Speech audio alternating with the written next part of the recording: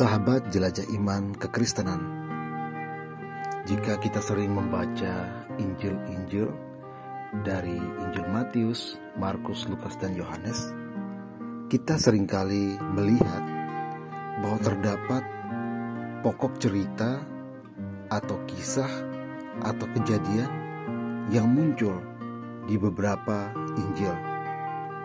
Semisal ketika kita membaca kisah tentang orang lumpuh, kita bisa menemukannya di Matius bab 9 ayat 2-7, di Markus bab 2 ayat 3-12, dan di Injil Lukas bab 5 ayat 18-25. Kita melihat ada kesamaan, baik itu dalam hal gaya, isi, susunan, dan pemakaian kata-katanya. Memang, meskipun ada kesamaan, tetapi juga terdapat perbedaan.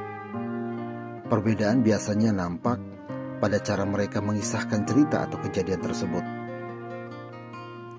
Nah, teman-teman sekalian, apa yang kita temukan ini disebut sebagai Injil Sinoptik.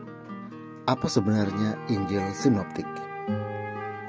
Kata sinoptik berasal dari kata Yunani yang terdiri dari dua kata, yaitu sin yang artinya bersama dan optik yang artinya melihat. Jadi, sinoptik berarti melihat secara bersama atau sekilas pandang.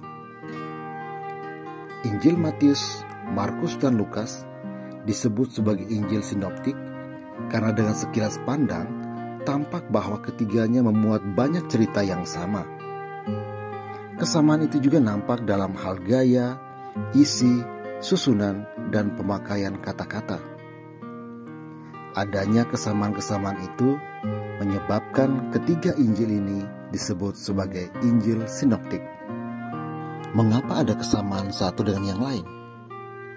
Jawaban yang paling sederhana adalah karena ketiga penginjil saling menyontek, saling melihat satu sama lain.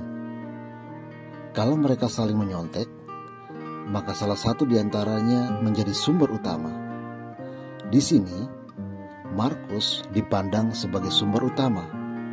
Artinya, di antara Matius, Markus, dan Lukas, Markus merupakan Injil yang tertua. Matius dan Lukas menyalin dari Markus. Salinan yang mereka buat diolah lagi menurut sudut pandang masing-masing. Itulah yang membuat ada kesamaan, tetapi serentak pula ada perbedaan.